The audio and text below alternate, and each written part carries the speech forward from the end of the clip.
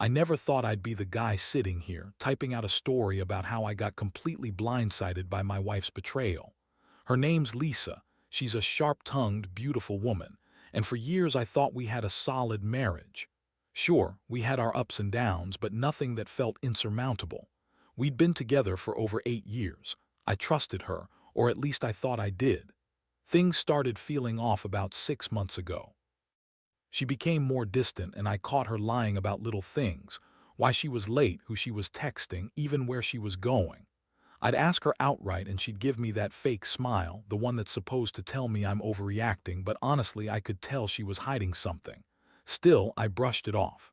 Maybe work was stressful, maybe she was just tired. That's what I told myself. Then came the wedding, my sister's wedding to be specific. It was supposed to be a joyous occasion, a day full of family, love, and celebration.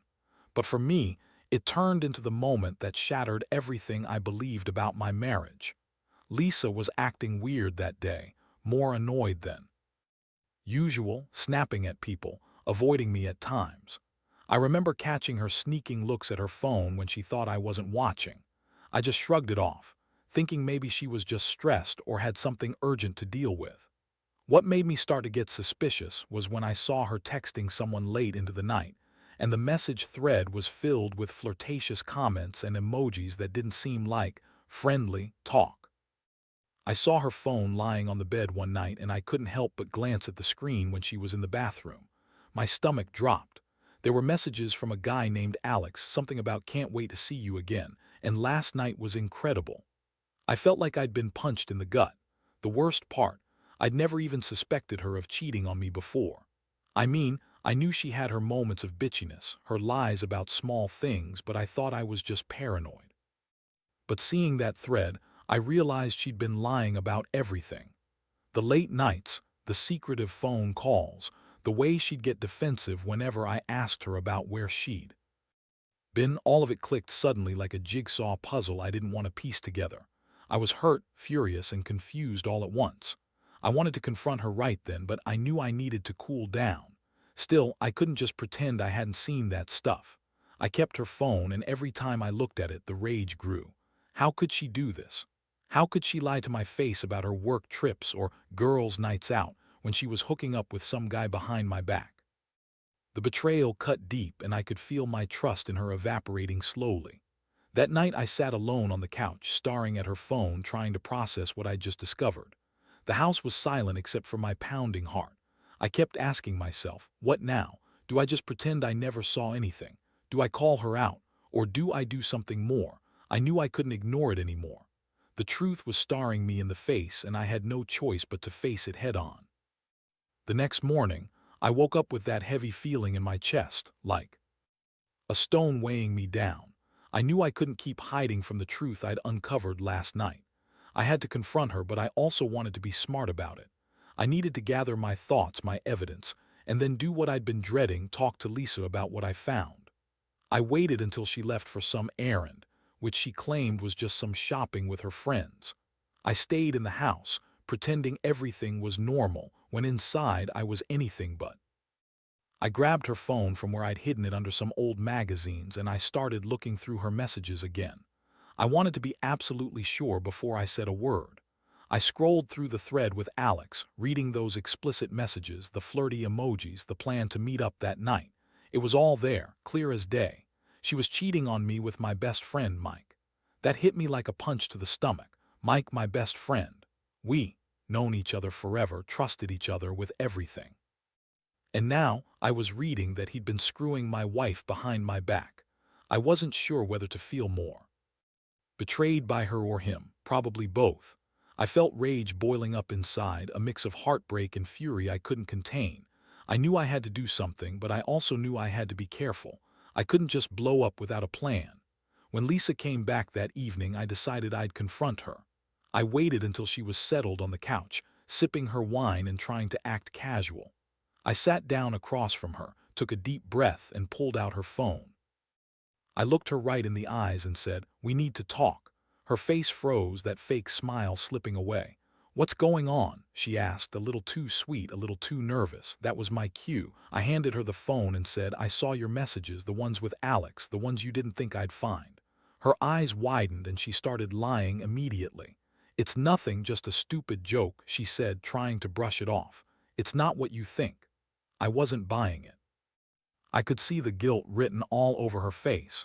She kept insisting she was just playing around, that Alex was just some guy she knew from work, that it didn't mean anything. But the texts told a different story. They were passionate, suggestive, and way beyond just friends. I felt my stomach turn. I told her I knew the truth, that she'd been cheating on me with Mike, no less. Her response? She started crying, throwing out every excuse in the book. She was bored, I was distant, she didn't mean for it to happen. She was sorry, she loved me, but she couldn't help herself.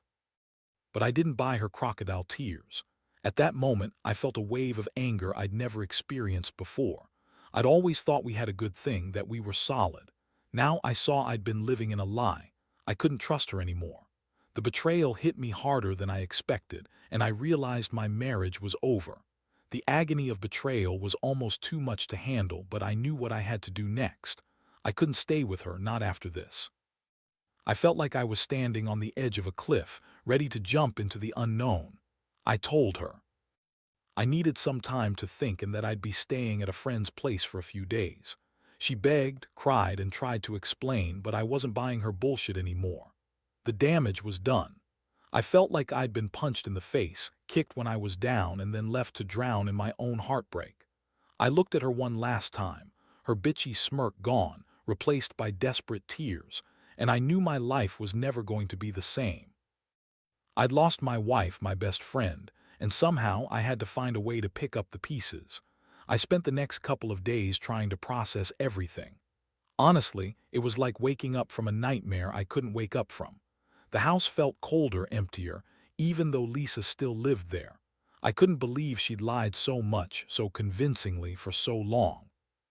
Part of me kept thinking maybe I was overreacting, maybe I jumped to conclusions, but every time I looked at her phone and reread those messages, I knew I'd caught her red-handed.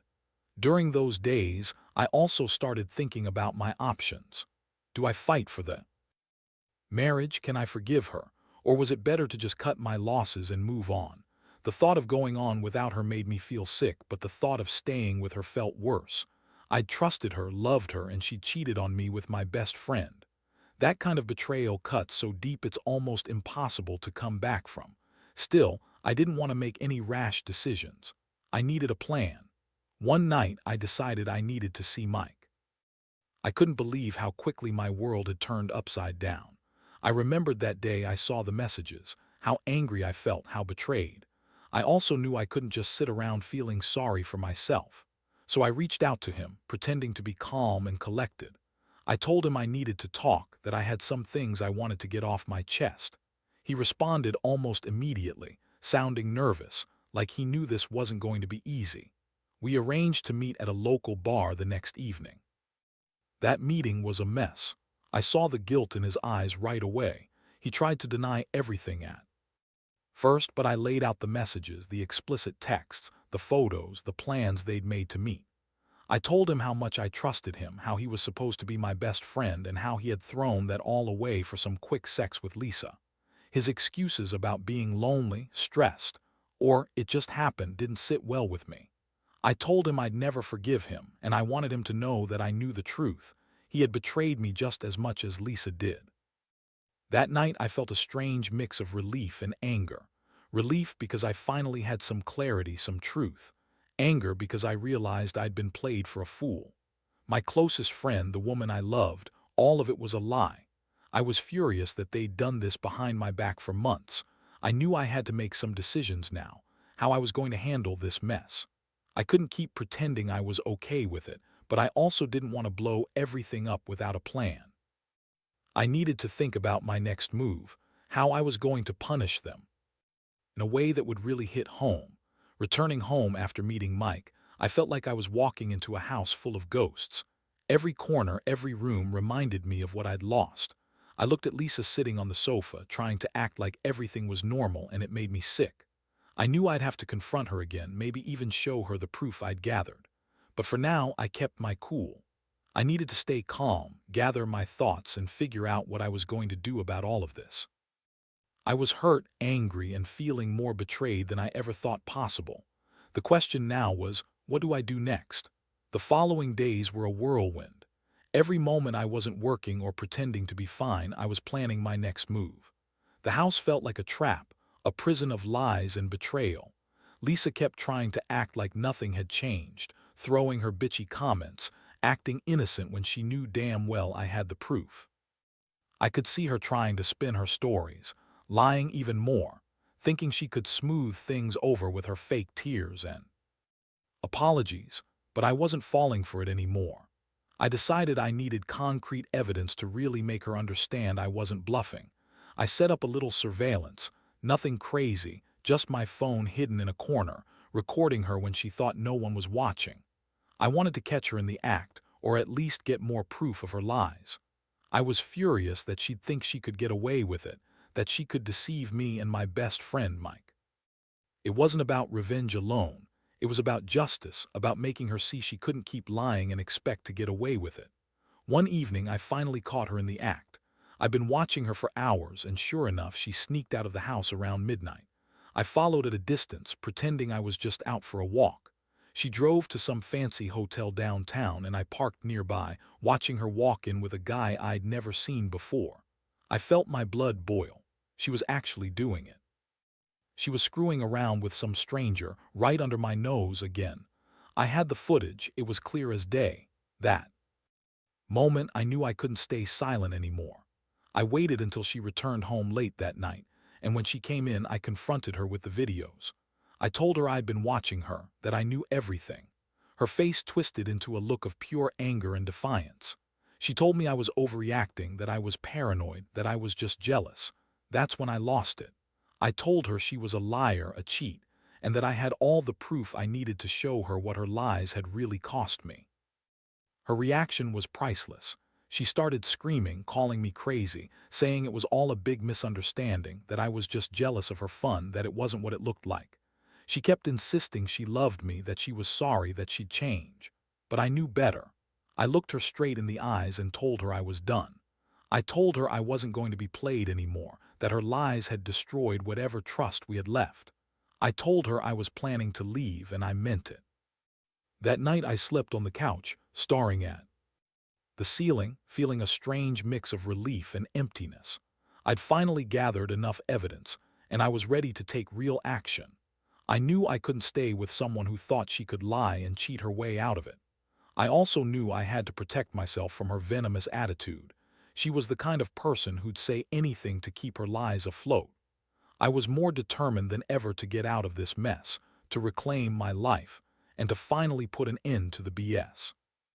The betrayal had cut so deep, but I was starting to see that moving on was the only way I'd ever heal.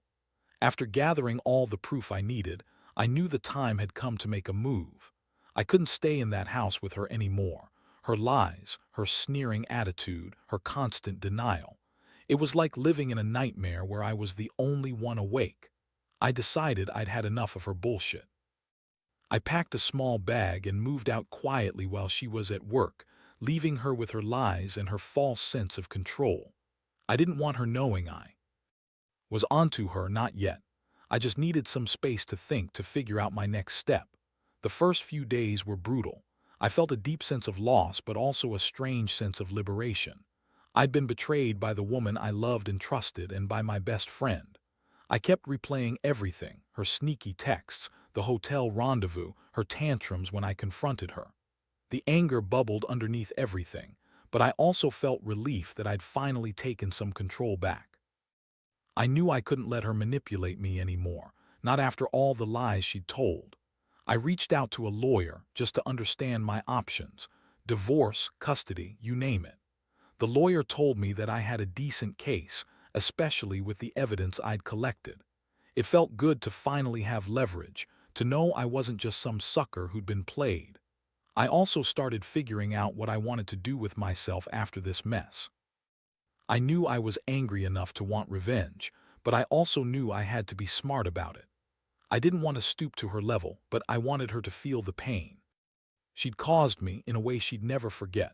One afternoon, I decided to tell her I was leaving. I drove back to the house, heart pounding, and found her sitting on the porch smoking a cigarette. Her face was smug, like she still thought she was in control. I sat down across from her, looked her in the eye, and laid everything out. My decision to divorce, the evidence I had, and what I was planning to do next. She tried to deny everything again, to spin her usual lies, but I cut her off. I told her I knew she'd been cheating, lying, screwing around with Mike, and I wasn't going to put up with her bullshit anymore. Her response? She started crying, begging me to stay, saying she was sorry, that it was all a mistake, that she loved me and only me.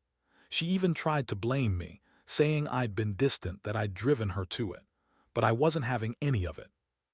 I realized at that moment that I'd been blind for too long, and I finally saw her for what she truly was.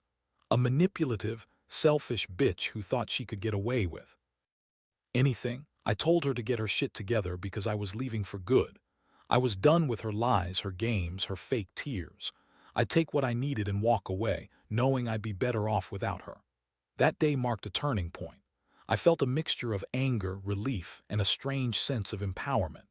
I knew I couldn't undo what she'd done, but I could control how I reacted. I decided I'd focus on rebuilding my life, on healing from this betrayal. There's no coming back from something like this, but I also learned that I could survive it. And maybe, just maybe, I'd find someone who actually deserved my trust. I still had the scars, sure, but I was starting to see that the only way forward was to leave that toxic chapter behind and never look back. In the weeks that followed, I threw myself into rebuilding my life. It wasn't easy. I'd spent so long trusting her, believing in the fairy tale version of our marriage, that I didn't even realize how much I'd been blind. The pain of betrayal still lingered, but each day got a little easier. I started going out more, reconnecting with friends, working out, trying to find a sense of normalcy again. Deep down, I knew I'd never forget what happened, but I also realized I couldn't let it define me. Getting divorced was a messy process, but I stayed firm. I didn't want to be pulled back into her manipulative games. I had the evidence, I had my clarity, and I had my dignity. When the final papers were signed, something inside me finally clicked. I was free. I was free from her lies, from her betrayal, from the nightmare that had consumed my life for months. It was the hardest thing I'd ever gone through, but I also understood something crucial. I deserved better. Looking back, I feel a strange sense of growth. I learned not to trust blindly, but to trust myself instead. I realized that sometimes people show their true colors when you least expect it, and that's okay. It hurts, yes, but it also teaches you who really matters. From now on, I promised myself I'd be more careful with who I let into my life and more honest about how I feel. Because what she taught me, through her lies and her cheating, was that the greatest act of self-love is knowing when to walk away. I don't carry hatred anymore, I carry lessons. Every betrayal, every heartbreak has made me stronger, more cautious, yes, but also more aware of my worth. I've started dating again, slowly, cautiously. No rush. I know now that I don't need someone to complete me. What I need is someone who respects me, who's honest, who can build trust from the ground up. And if anyone ever tries to do what Lisa did, I'll see the signs from a mile away. So here's what I want to say to anyone going through something similar. Trust your gut. Don't ignore the signs, no matter how small. If you catch a lie, confront it early. Don't let betrayal fester inside you, eating away at your self-esteem. And most importantly, never forget your worth. You're stronger than the pain, and you'll come out on the other side. I did. It's not easy, but you can survive this kind of heartbreak, and you can come out even better on the other side.